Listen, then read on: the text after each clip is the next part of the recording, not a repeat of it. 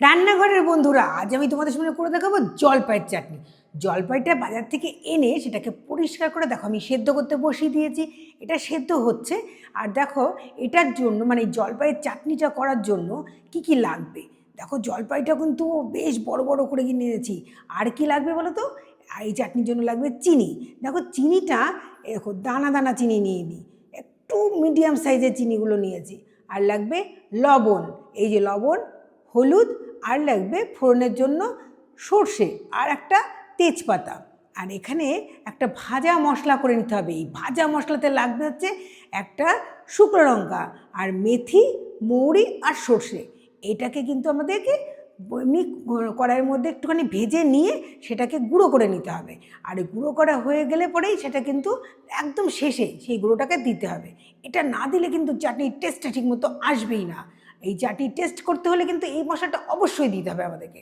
আর এই জলপাইয়ের চাটনিটা কিন্তু আমাদের সব সময় ভালো লাগে। তুমি এমনি খাও, বর্ষার দিনে জলপাইয়ের চাটনিটা যদি একটু শুয়ে শুয়ে যদি খাওয়া যায় তাহলে কিন্তু খুব মজাদার লাগে। ভাতের সঙ্গে খাও, তুমি রুটি দিয়ে খাও, কিংবা এমনি যখন বসে আছো এমনি ধরো তখন খাও।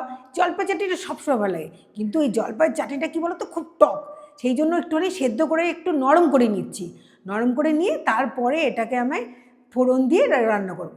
এই জলপাইয়ের চাটনিটা কিন্তু বেশি একদম গাতে খুব একটা খসে না, তো তাই জন্য এটা সেদ্ধ করে নিলে ভালো হয়। সেই জন্য দেখো এটা কিন্তু সেদ্ধ করতে বসিয়ে দিয়েছি।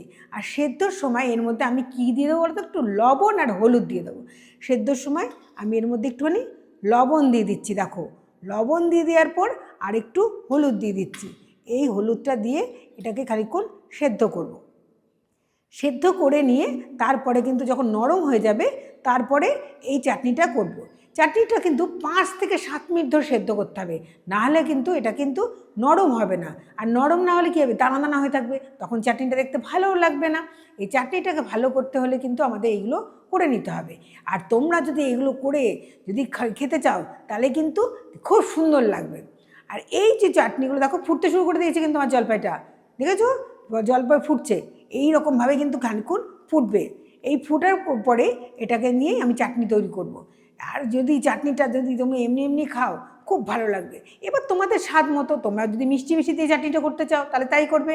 আর যদি মনে করো যে না একটু টক টক করে করবে, সেটা তোমাদের ব্যাপার। তোমরা যেরকম স্বাদে পছন্দ করবে সেরকম স্বাদেই করবে। এই জলপাইয়ের চাটনিটা কিন্তু কি বলো তো, দেখো জলপাই চাটনি, জলপাই কিন্তু খুব সুন্দর ফুটছে। এবার জলপাইগুলোকে আরও বেশ কিছুক্ষণ ধরে ফোটাবো, যাতে দেখো জলপাইয়ের গাটা কিন্তু দেখো ফাটা ফাটা হয়ে গেছে। এই জলপাইটা কিন্তু চাটনিটা আরও বেশি ফুটবে, ফুটে একদম নরম হয়ে যাবে। এটা নরম হয়ে গেলে কিন্তু আমি চাটনি